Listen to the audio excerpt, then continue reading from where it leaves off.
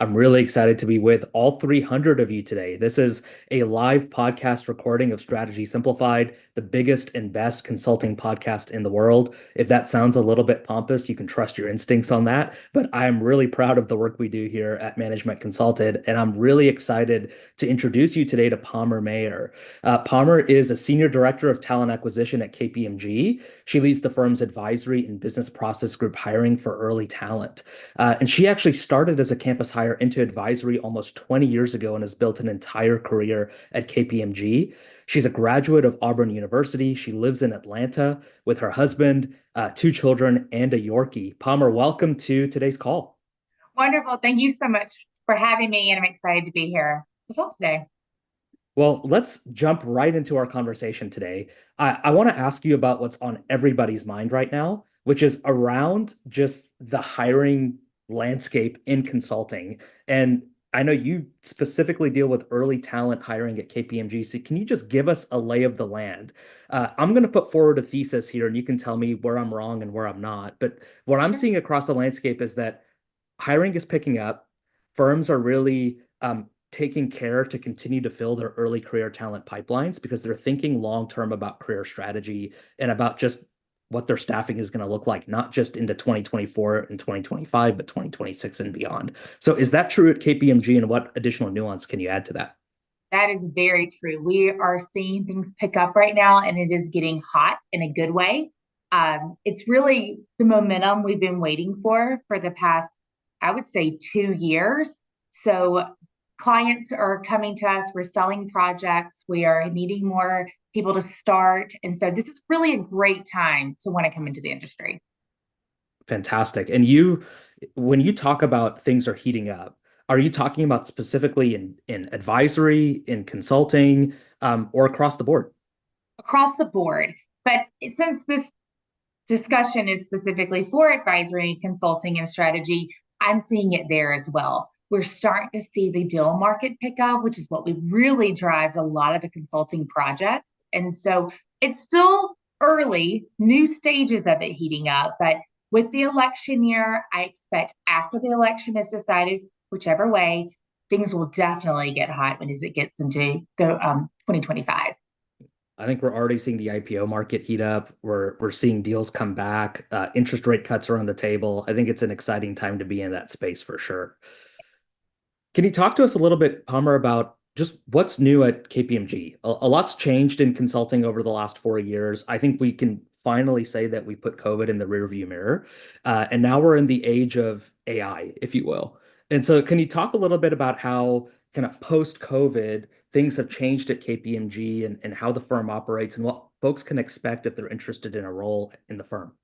Sure. So I'll take two parts to this. So, from an AI perspective, the firm's investing heavily. We even have a vice chair of AI that is driving that across all the functions. We've invested in have Copilot. We have our own Gen AI for every single group, including business process group. And if people are like, what is that? That's me. Recruiting, comp and benefits, all the groups that support audit, tax, and advisory. And then, as far as the way it's changed since we've come back to COVID, we're traveling again, but not to what we were pre-COVID. Pre-COVID was too much. I think everyone learned that we want balance in our life, but we still want to be in front of our clients. We want to come into the office, but it allows to work your way. And I really feel like there's a benefit from the culture standpoint that you're in front of your clients, you're going to the office, but you might work from home some too. And that balance has really driven a positive culture change. Let's dig into that for a minute, if you don't mind. So, Sure. what I hear you saying is that if I'm a consultant at KPMG, I almost get to create my own working model. Is that accurate, or is there like a standard kind of 2 days in the office, 3 days at home that folks have to adhere to? You may or may not get this answer. It really all depends on what engagement you're working on and what are the demands of the client. So if you're needed to be at a client site, then you're going to be at the client side. And it won't completely be in your control that you can just decide you want to work from home every day. However, if there are certain obligations that are important to you, let's say you like to play tennis and tennis is on Thursdays. Well, maybe you're flying home on Thursday so you can make it to that league and you're having that conversation. That stuff 10 years ago, we weren't really talking about. We'll talk about it now. Like your life matters. And so um, I wouldn't say that it's completely in your control, your whole schedule, but there's at least a conversation that will take place. Good. I'm glad you said that because that's what we tell our community all the time. But I think they hear it differently coming directly from you. So, Good. and I think that's all that folks can ask for, right? Is the conversation, a listening ear, and if it works, wonderful. And if not, well, you know what? There are other opportunities for you to live your life, maybe outside of Thursday afternoon tennis. So, Correct. Correct. yeah. As an And example.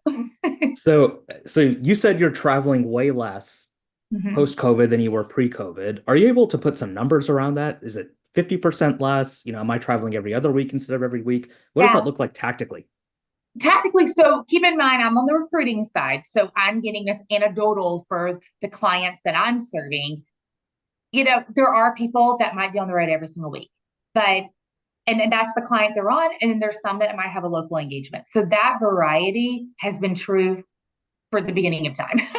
But there's check-ins. So if you're one of those that want to be a road warrior and you want to keep going on clients that are traveling, then you voice that. If you're after you've been on a client for a few months and you want to do something local, there's a conversation about doing local. We also are seeing our clients want us there, but they may not want us there all week, every week. And so it's being strategic on from a cost perspective, how often does the client want us there? And what can we do virtual? So it's a little bit of a blend, and there is no number. Let's say if somebody was at 90% before COVID, maybe it's 60% now, but that's a guess because the consistency is the one thing that's not consistent Yeah. when you're in the consulting field. And I think for those of you considering consulting, that's probably lesson number one before you decide if you want to recruit for consulting or not. Right. Yeah, you're going to Wonderful. be on the road. I just think that is something that will happen, but I also think that's the benefit of how much you're going to learn when you are traveling and meeting with all the various stakeholders. I want to dig into the other change that you mentioned besides for culture and work arrangements, which was AI. And so you said that the firm has a vice chair of AI. Can you talk to us about AI's impacting the work that consultants are doing? Sure. So we're still in the early stages, as I think a lot of firms are, but we've invested heavily by putting a vice chair in the role. His name is Steve Chase. He was the head of consulting before moving into that role. And that was a strategic investment with his knowledge. Prior to being the head of consulting, he worked within our technology enablement. So his resume of knowledge is perfect to lead this and drive it. What I like to think about it is an analogy. So this might sound silly, but if you think about the invention of the washer machine, well, yes, that saved a lot of time, very efficient, but someone still has to put the laundry in the wash. They still have to put in the soap and they still have to move it to the dryer. So think about it from a Gen AI perspective. It's not doing everything for you, but it's making things efficient and effective. And so I have it open all day. And if I'm writing a memo, I'll pop it in and say, make this better. And it's better, but it doesn't do the job. I still had to write the memo at the beginning. It just made it better. One of the things that I found, and I think that's a key point, Palmer, is that the better your inputs are, the better output you're going to get. And so Mhm. I think that there's a bigger emphasis being placed in our organization and in consulting organizations I'm talking to on training people to develop better, stronger, more insightful inputs to begin with. And I think that's akin to your analogy of putting the right soap, the right amount of laundry in the washing machine so the machine can do the job it's built to do. Correct. So prompt training is a big focus. We have a whole, I mean, when you come to a big consulting strategic firm, training is definitely what you're going to get. We invest in training. Our people are what we are using for clients. So if are not on top of things, then you're not going to be successful. So prompt training is definitely something everyone is getting, and it'll continue to evolve as we all evolve on what capabilities are possible. Can you talk to us a little bit more about the professional development opportunities that are available even outside of prompt training? At KPMG, as at like most other consulting firms, the people are the product, if you will, right? You're selling the strength of your talent. So how are you ensuring that that talent is staying on the cutting edge of what clients are looking for? Sure. So we built a training facility called Lake House. It is in Orlando, Florida, and it is state of the art. It's like 800 sleeping rooms. It has all kinds of eating classrooms, state-of-the-art technology, and admission center, and the training is top-notch there. We also send our clients there for proposals, but every new hire, when they start, they go to Lake House for an in-depth training, and then throughout the year, they'll go and be trained. So it is an investment, as well as we have what's called Degreed and Focus, which are online trainings that you can take throughout the year. But I would say Lake House is definitely the standout of what we do from a training perspective and culture. Like, you get there, you network with everyone from KPMG and build those relationships. So it's training technically, but it's also training from a personal development standpoint.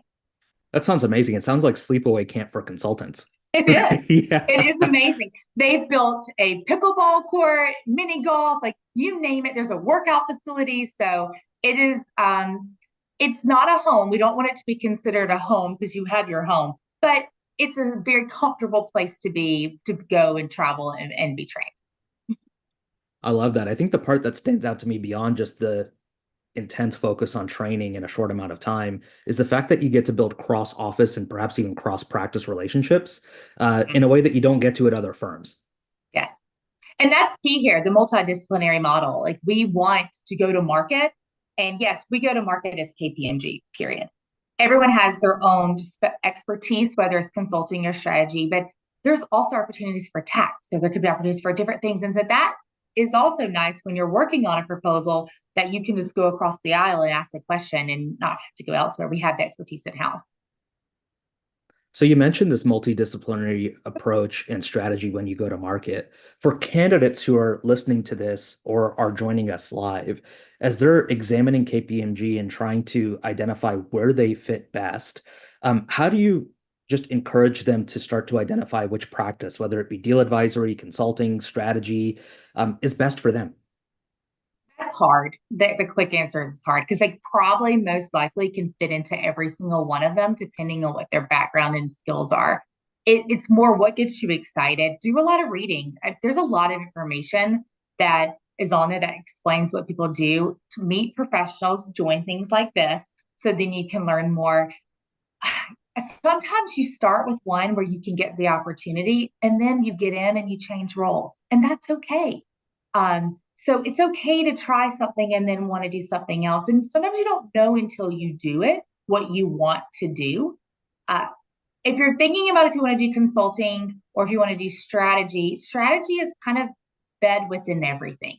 So strategy is a buzzword, and we do have a strategy practice, but there's strategy in almost every group of work. It's just, do you want to be at the beginning think tank, big idea strategy, or do you want to be in the tactical solutions, doing the work with them, consulting strategy? It's both strategy. It's just, where do you want to be and what gets you excited? I think that's a really key point. Strategy is embedded in everything that you should be doing, and it sounds like that's true at KPMG. It's just the focus of that strategy. I want to Yeah. ask you, Palmer, you mentioned the ease of maybe transferring roles or practices inside of KPMG. Can you talk to us a little bit about what that looks like for folks? Like, let's say I recruit into deal advisory and I'm like, you know what? This is interesting, but not necessarily where I want to be long term. It sounds like it's fairly straightforward for me to make an internal transition. There has to be a business need. But yes, if you have the skills and the interest and there's a need in the practice that you want to go into, then it can be very easy. If you are in a practice and you will go into a group that's gone cold, then it might take longer. So I think it's being realistic into where do you want to transfer into, and is that practice running hot right now and could use your skills? But we have a whole career mobility practice that helps with those discussions, and we'll talk to you about, okay, I'm in deal advisory, for example, but I want to move into strategy. Well, that's within the same service group. That's relatively easier to look within house to kind of see like what's open. If you're someone going though into audit and wants to go into deal, believe it or not, that's easier too, because the accounting knowledge of an auditor to do equity due diligence work is needed. So even though they're in different groups, that also makes sense because the skills are there. So if you're in a group though where your skills don't align with the practice you want to get into, get them a different way. start networking, maybe get put on an engagement. You're not officially moving over to the practice, but you start learning and doing the work of that practice. And then organically, you might change practices. I love that. Make the career that you want, whether it's through official or perhaps some more unofficial means. Correct. I wanted to ask you, Palmer, you mentioned kind of some sectors and practices are hot and some are not. Yes. Right? Business is cyclical, right? Consulting practice areas and the demand for those services is cyclical. You mentioned at the top of our call that, you know what, there's hiring going on everywhere, which I believe you, that's technically true. But where is that hiring overweight right now, and where is it perhaps underweight? So I would say if you ask me every month, you might get a different answer. But what has remained true is healthcare and government. It has not slowed down, even when other groups have slowed down. There's always going to need to transform within the health and government space. And when you think of the health and government space, some people don't think of technology, but that is exactly what they need, are people who understand technology and business. So I don't think you have to be so siloed that I only want to do this industry, but maybe be open to something that you may not have thought that you wanted to do, but because you see positions there.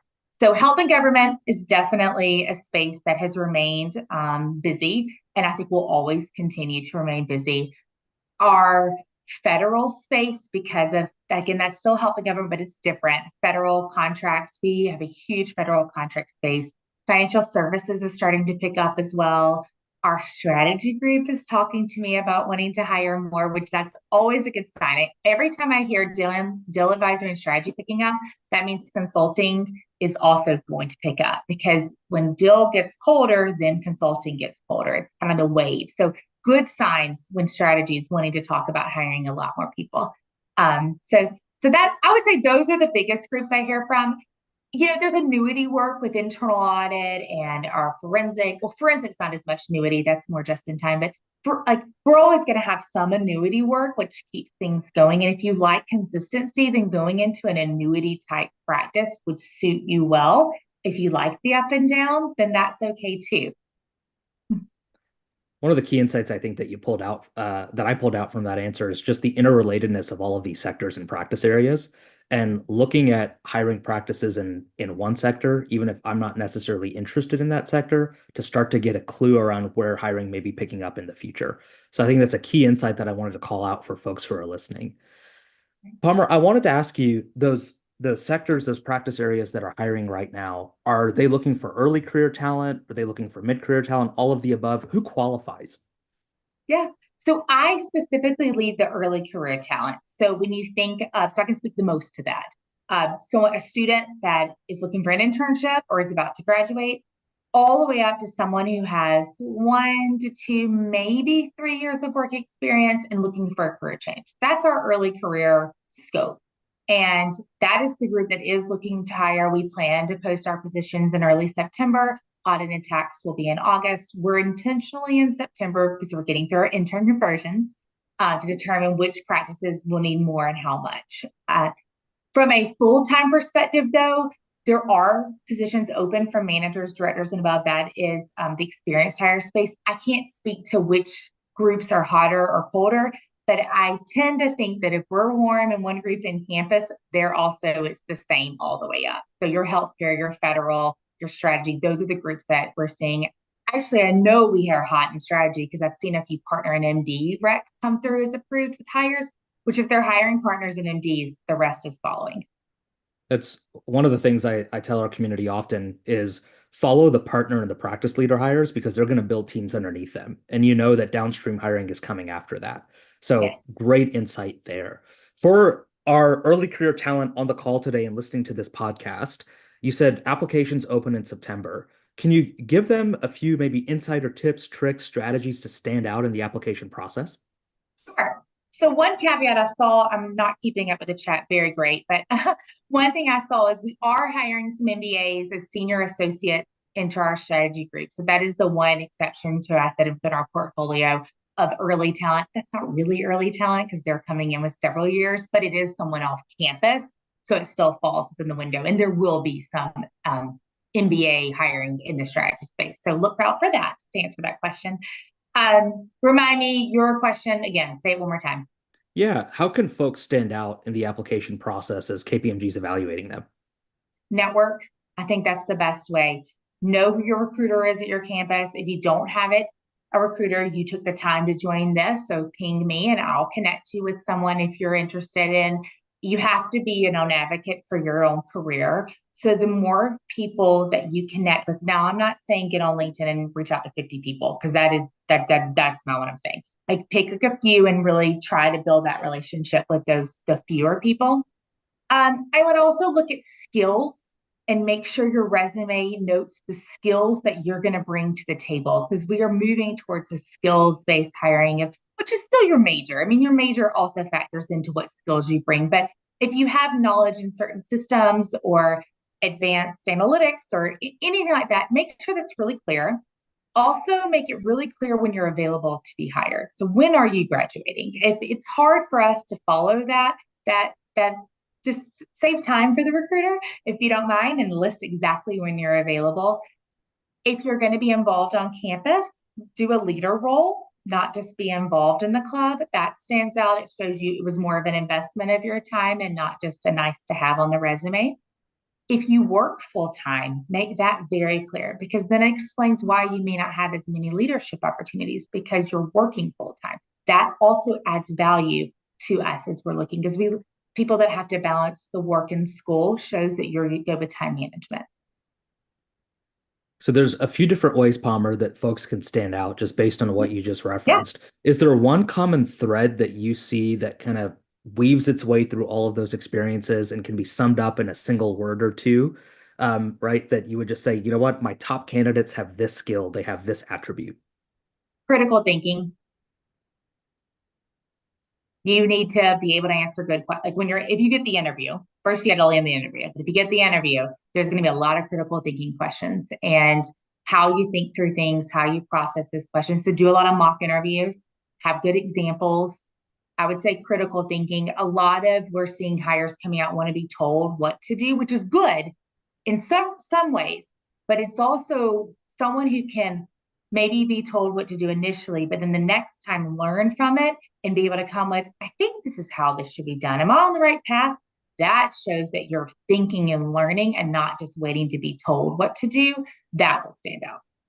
I love that. Come with a perspective on how you want to solve the problem and then be open to being redirected if you need to. Yes. So if critical thinking is the core skill that KPMG is looking for, the best way I know how to assess critical thinking is through the case interview. Are you using case interviews inside of your evaluation process? And if so, how should folks prepare? So some groups are, if you're interviewing for an MBA level senior associate, you're going to have a case component. We actually use situational questions to drive our critical thinking questions.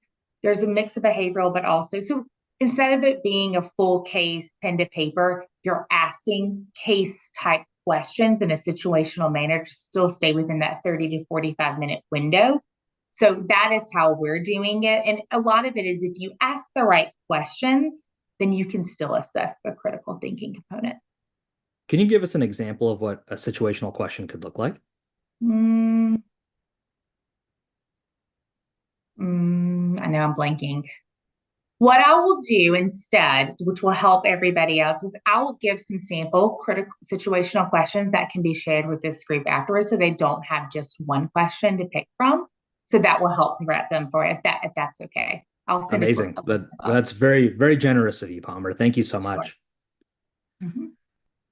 One of the trends that I've seen taking place in just evaluation of candidates across consulting is the rise of these online assessments. So I'm seeing them take place at Deloitte, at McKinsey, at employers like Capital One. Does KPMG ask candidates to go through an online assessment similar to those before you would actually be called in for an interview with a human being? So we did, and we found that that was not helpful to our interview process, and we are no longer doing that. So I do not think that that will come back. Okay, wonderful. And so to just dig into that for a minute, you found that there was no correlation between folks who did well on the online assessment and folks who ended up being top performers on the job. Correct. We also found the assessment to not make a clear distinction between who should be selected and who shouldn't in a fair manner. And so we didn't want that to drive the wrong decisions for who should be selected for an interview. And so based on the data presented, we came to that this was not helping our recruiting process, but in fact, hindering the best decisions. So that's why what would you say? You fail fast and you move on. 100%. Kudos to you for identifying that early and then pivoting. Yeah. So, if there's no online assessment, can you just walk our candidates through what the process and the timeline looks like for the recruiting process, right? Like, let's say I apply on day one. What happens after that, and how long until I can expect to hear from you? And can you just walk us through those steps? Sure. So it depends on which one you're applying for. So I'm going to use our traditional associate as the first example, and then I can give an example of our MBA senior associate. So jobs go live for internship on September 5th, as an example. You apply, the recruiter, depending on which job you apply for and the volume of applicants, is when it will close. So if it's a job that we get significant amount of applicants, then it might close in 3 or 4 days. It might close in 2 weeks if we're still waiting on applicants. So we gauge the volume of applicants because we want to have a sufficient pool. And then we go through selections and they get invited if you're selected for an interview. So that could range between a week to 3 weeks, depending on the applicant volume. Also, it depends on if the recruiter is making the selections or if the practice is. And it varies depending on the practice, if they want to do it, or if they will delegate it to the recruiter. And that isn't consistent. It really just depends on the practice. And so if there's a window where we have to send it to the practice, that also can add a few days to the process. So if you're going through and you're like, this person found out yesterday, but I'm still waiting, that doesn't mean you're still not being considered. It just, if you're in different jobs, it could be a few week to 2 week delay, but it doesn't mean there's anything wrong with the application. It's just in the process still. Once you get selected for an interview, we try to move quickly and have two back-to-back interviews, 30 to 45 minutes, depending on which practice it is. And then after that, we debrief and offers go out. If you receive an offer, and then you are invited to KPMG Lake House. It's our sell event. Everyone who gets an offer goes to KPMG Lake House, and it's a one night. You get to network with everyone there, and it truly is a way to just help you decide if you want to accept your offer. Some might have already accepted, and they still get to come to network with their future interns or associates they'll be working with. And then the advanced Amazing. degree, I can walk through that quickly. The advanced degree is a little bit more.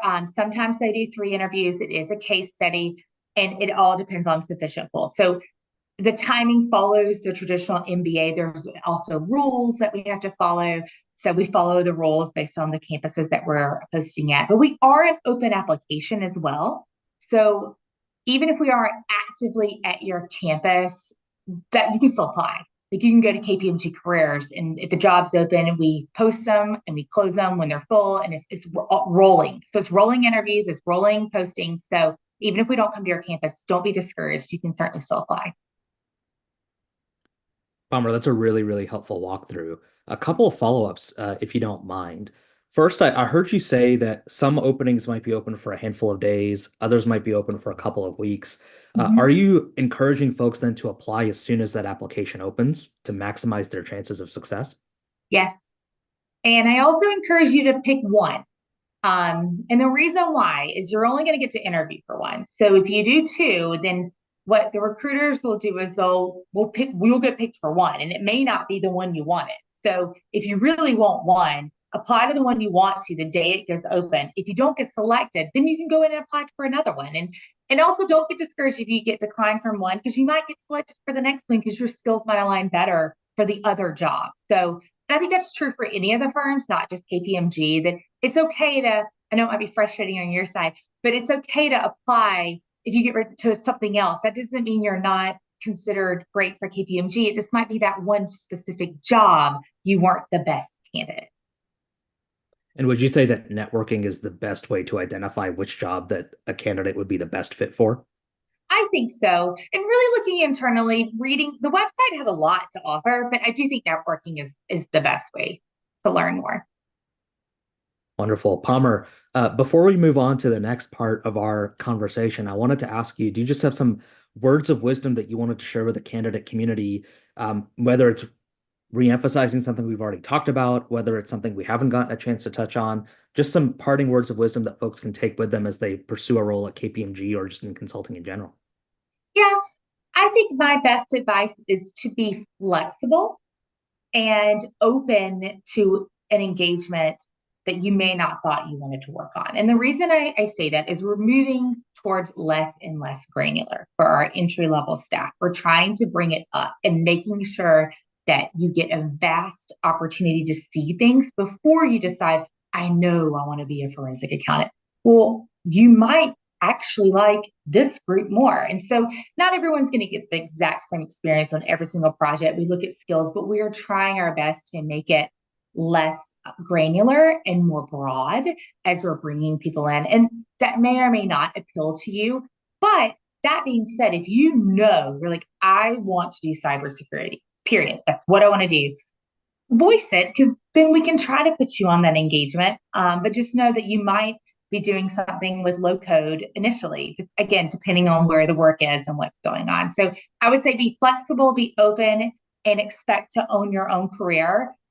There are plenty of tools. You'll get a performance manager, you'll get a transition coach. Like people want to help you grow, but you are your best advocate and you have to advocate for yourself and own your own career throughout your career and not expect someone to do it for you because people will support you, but they will not do it for you. 100%. Is that the best piece of career advice that you've ever received? Or like, was there another piece of advice that shaped your career and how you've evolved to the role you're at now? So maybe hard to believe. I was too much probably of a people pleaser when I joined the firm. And I learned really quick that it's okay to not everybody to always agree at the debate, but to be respectful of everyone's opinions and that they want to hear your opinion. That actually drives better decisions. And so as I developed as a performance manager, I also learned that I'm not doing a disservice if I just give good feedback to my counsel lead. They need to hear the constructive feedback. It only makes them better. So I would say my best advice is to roll up your sleeves and have thick skin because the people who give you constructive feedback are actually the best for your career, not the ones that praise you every day. It's good, you need that, but you're going to grow more from the people who take the time to give you the constructive growth feedback.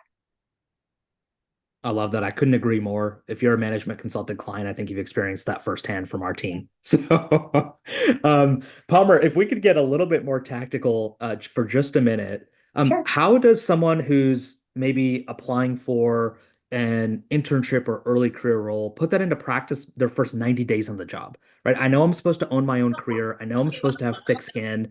What does that look like in practicality? So internship's so short that it's really hard to showcase that in, a summer. But I think you can showcase by listening. We all want to talk, but showcase it by listening and then coming back with like what you heard and what you learned. And then being flexible. I know it sounds like you're not advocating for your, but you are in a way of showing that you can adapt even through an internship. So that would be what I would say. If you're starting as an associate, just be a sponge. Like really just be open, be eager, network. If you're in the office and you see someone's not on a call, like pop in and say hello and introduce yourself. They want to meet you. So be bold in that aspect as you start your career. One of the best pieces of early career advice I ever received is say yes to everything. And you'll be seen as indispensable really, really quickly, and you'll figure out really, really quickly what you want to do long term. So I think Mhm. that really dovetails with what I heard and put into practice early on, and it really worked well for me and expanded my professional network in a way that I wouldn't have been able to expand otherwise. I agree completely, especially as you're beginning your career. Be a yes person. As you develop, you can figure out where you pick and choose your, and it's not even no. Learn how to say no in a way that you're not turning someone down, but you're maybe coming up with a solution. I do that a lot with my clients. They might say, "Can we do X, Y, and Z?" And it's not happening. But I can talk to them about, well, let's talk about it. Like, I love that. Let's talk about it. Because then you end up coming to a yes. It may not be what they asked for, but it ends up hopefully being a solution that still works for them, and it works within the realms of recruiting or HR or whatever the solution we're trying to solve. Yeah. That ability to redirect a conversation and say no without saying no, I think is one of the Uh-huh. hallmarks of executive presence and client services. And I'll just say this for all the students on the call and listening to the podcast today, if you can build that skill now, you'll stand out as a top performer really, really early on. Yeah. Palmer, before we open up this conversation to a couple of audience questions, I wanted to just get to know you a little bit better and have our community get to know you a little bit better as well. So, outside of work, outside of KPMG, what do you like to do? Like, what are you reading these days, watching these days? Do you have some recommendations you can bring to our community? Oh, so much. So I'm reading The Women. It is set a Vietnam War about nurses that are went and served and coming back and not having the respect. And I honestly didn't know enough about it, so I'm learning that.